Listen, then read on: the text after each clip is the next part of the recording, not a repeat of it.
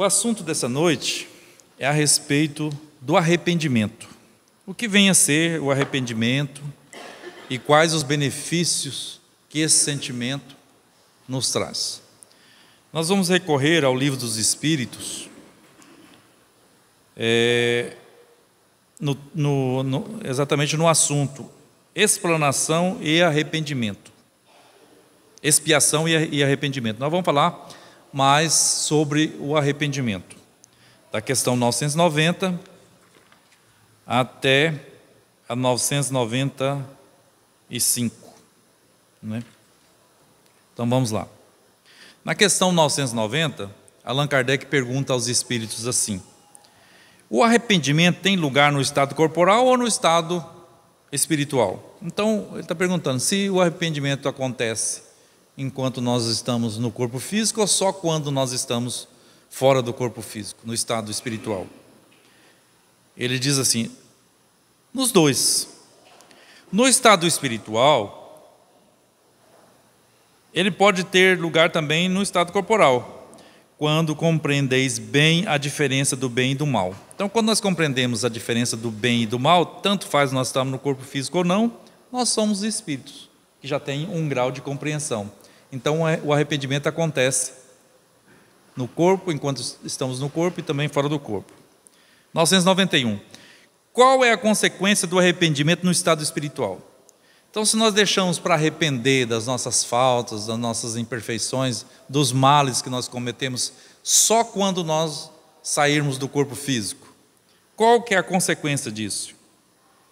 Ele disse assim, os Espíritos dizem assim: o desejo de uma nova encarnação para se purificar. O Espírito compreende as imperfeições que o privam de ser feliz. Por isso, aspira a uma nova existência em que poderá expiar suas faltas. Então, quando nós estamos fora do corpo físico, a gente vai ter uma compreensão maior daquilo que nós fizemos, uma visão maior daquilo que a gente fez ou deixou de fazer. E aí a gente vai desejar uma nova oportunidade. Não é assim também na nossa vida, quando nós perdemos uma grande oportunidade de realizar algo que desejaríamos, e a gente não realizou, a gente não deseja que aquela oportunidade repete? Então é assim também para nós, quando nós saímos do corpo físico, aí a gente vai estar de posse da nossa programação inteira, e a gente vai ver o que a gente fez, o que não fez, ou o que fez que não deveria ter feito. E aí a gente vai sofrer essas consequências, uma consequência moral, vai desejar voltar logo para uma outra oportunidade, mas a gente sabe que é difícil encontrar as mesmas circunstâncias, as mesmas pessoas que conviveu, que participou com a gente daquelas faltas que cometemos. Então não é fácil. É por isso que Jesus nos recomendou, né, ao arrependimento agora, né, enquanto nós estamos a caminho, para que a gente possa expiar, quitar as nossas dívidas uns com os outros. 992. Qual é a consequência do arrependimento no estado corporal? Avançar. Então, enquanto nós estamos aqui no corpo físico, é hora de arrepender-se. Então, a consequência é avançar. Desde a vida presente, se tem tempo de recuperar as faltas. Quando as consciências fazem uma censura e mostram uma imperfeição, sempre se pode melhorar. Então, nenhum de nós aqui, salvo aqueles que já é espírito perfeito, né, estão livres de cometer erros, enganos, às vezes até achando que está certo naquele momento. Mas depois vem o conhecimento, a luz a respeito do assunto, e a gente vê que cometeu graves erros. E aí vem o arrependimento, que é o primeiro passo para a expiação, para a reparação daquela falta que a gente cometeu. Então, o arrependimento ele é muito importante. Se o arrependimento é sincero, ele é o primeiro passo para a gente corrigir a imperfeição. Porque toda imperfeição que nós temos gera um sofrimento. O nosso sofrimento é por conta das nossas imperfeições. 993. Ele pergunta: não há homens que não têm senão o instinto do mal e são inacessíveis ao arrependimento? Então, não tem, parece que tem pessoas que não arrependem nunca do que faz, né? Continua fazendo e fazendo mais grave e mais grave. Ele pergunta, tem pessoas que só têm esse instinto do mal? Já te disse que se deve progredir sem cessar. Então ele disse assim, olha, nós já vos dissemos que o progresso é para todos e é incessante. Ele completa agora. Aquele que nessa vida não tem senão o instinto do mal, terá o do bem em uma outra. E é por isso mesmo que ele renasce várias vezes, porque é preciso que todos avancem e atinjam o objetivo. Somente que alguns em um tempo mais curto e outros em um tempo mais longo, segundo seu desejo. Aquele que não tem senão o instinto do bem já está depurado, porque pôde ter o do mal numa existência anterior. Então, nenhum de nós aqui foi criado perfeito. Nós viemos assim. E reconhecendo isso, que nós somos perfectíveis, que a gente vai se aperfeiçoando conforme o entendimento e as experiências que nós vamos tendo, e aproveitando essas experiências como aprendizado, a gente vai reconhecendo o outro, vai tendo paciência com o outro, porque pensamos nós na quantidade de paciência que o Cristo já dispensou em nosso favor, né? Ele e tantos outros benfeitores que trabalham incessantemente em nome de Deus em prol de nossas vidas. Se não fosse esse reconhecimento, essa compreensão e essa paciência para conosco, certamente nenhum de nós estaríamos aqui na posição que cada um está hoje, né? Buscando o aprendizado com o Consolador. 994. O homem perverso que não reconheceu suas faltas durante a vida, as reconhecerá sempre depois da morte? Então ele está perguntando aqui, né, se a gente ainda tem chance depois da morte, se a gente ainda tem chance de reconhecer as nossas faltas e arrepender-se. Vamos ver o que eles respondem.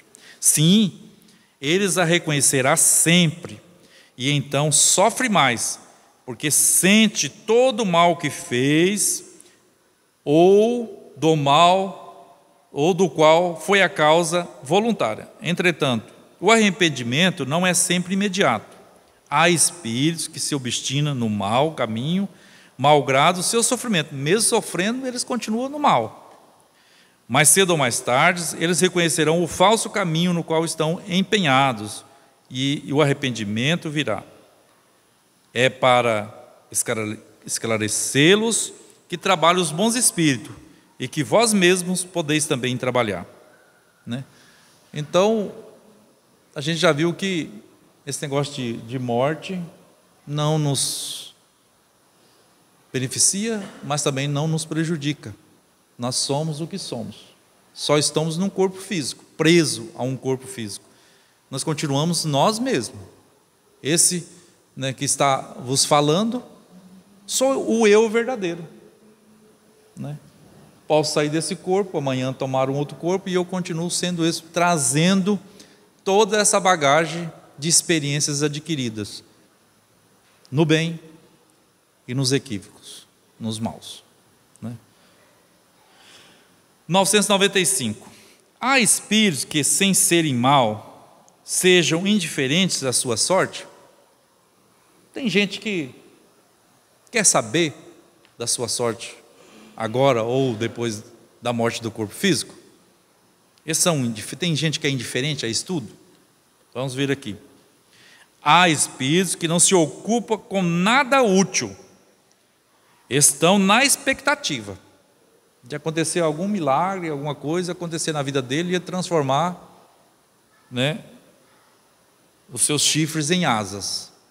Fica na expectativa, mas sofrem, nesse caso, proporcionalmente, e como deve ter o seu progresso em tudo, esse progresso se manifesta pela dor. Por isso nós sofremos, porque a gente fica aí não querendo saber, querendo aproveitar só as sensações e o que a materialidade nos proporciona, sem se dar conta do que somos, né, de onde viemos e qual é o nosso futuro, para onde nós vamos. Se a gente tomar por base as nossas vidas os ensinamentos que o Evangelho nos traz, que não é nenhum mistério, né? É uma vida simples, a gente vai ser feliz, porque só é infeliz aquele que não vive a lei natural, a lei de Deus.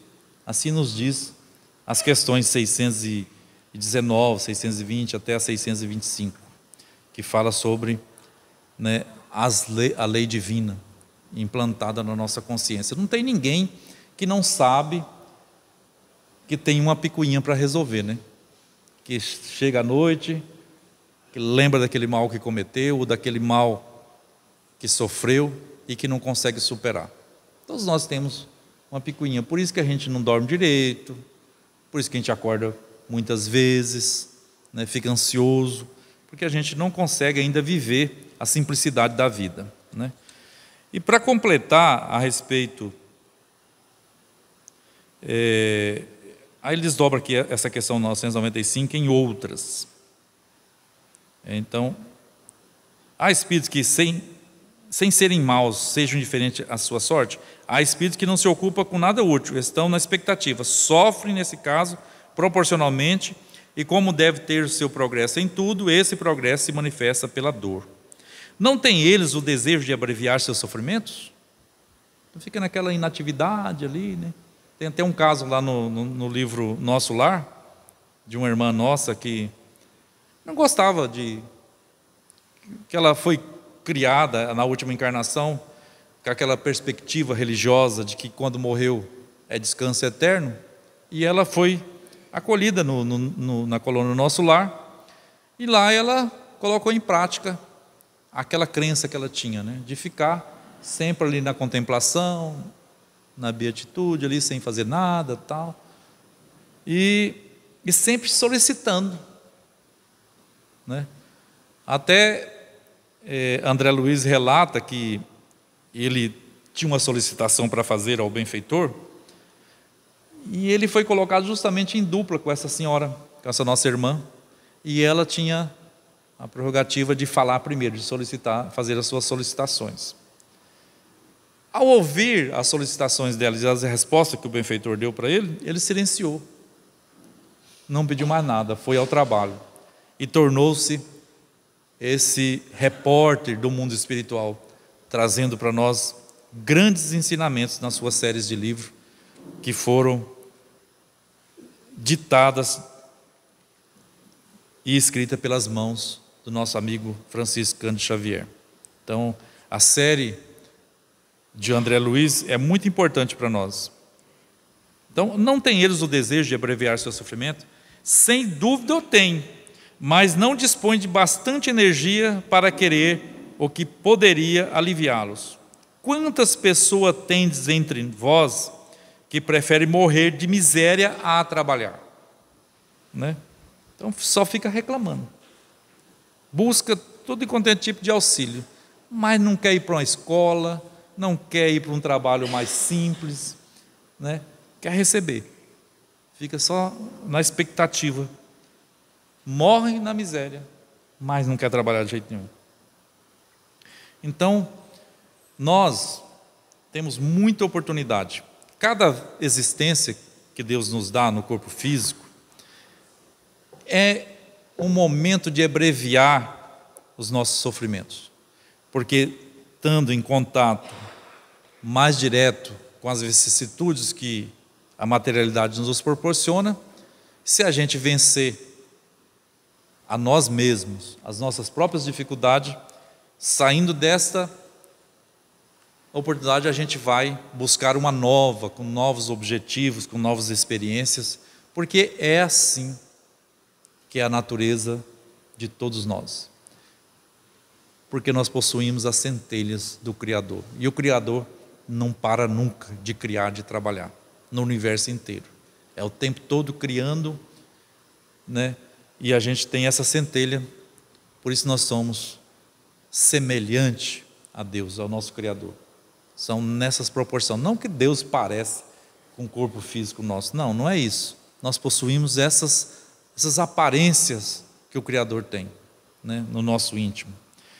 E Emmanuel, no livro Pão Nosso, também escrito pelo Francisco Cândido Xavier, né, da coleção Fonte Viva, no capítulo 13, ele vai nominar estações necessárias.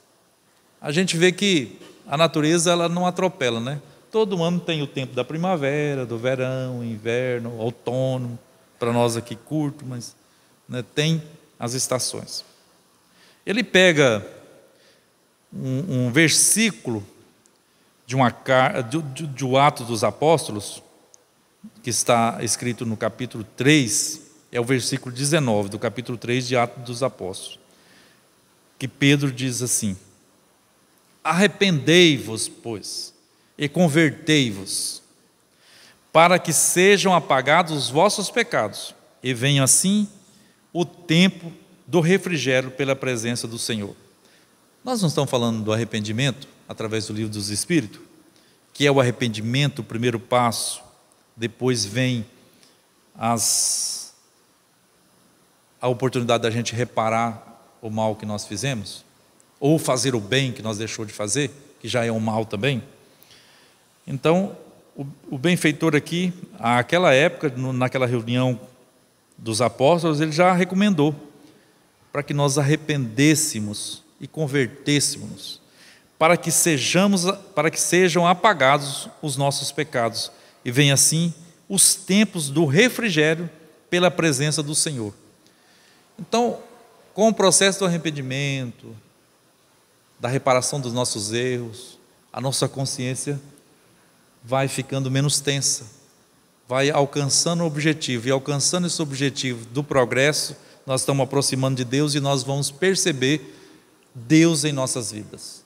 Aí nunca mais nós vamos sentir sozinhos, desamparados, com medo, inseguros, quando nós reconhecer e sentir a presença do Senhor da vida em nossas vidas. É para isso que o Espiritismo vem, para nos esclarecer. Sem promessa milagrosa, há um trabalho árduo a ser feito em nós mesmos, de posse dos ensinamentos e da vida que Jesus deixou para nós. Diz assim o benfeitor nesse capítulo: os crentes inquietos quase sempre admitem que o trabalho de redenção se processa em algumas providências convencionais e que apenas com certa atividade externa já se encontram de posse dos títulos mais elevados, junto aos mensageiros divinos. Então, ele está dizendo aqui que tem pessoas que acreditam que se pagar 10% do salário dele, ou do dinheiro que ele desvia, né, da sonegação de impostos, ou diretamente dos cofres públicos, ele pagando 10%, ele está livre disso aí. Ele está quites com a consciência. Mas ele mesmo sabe que não é assim.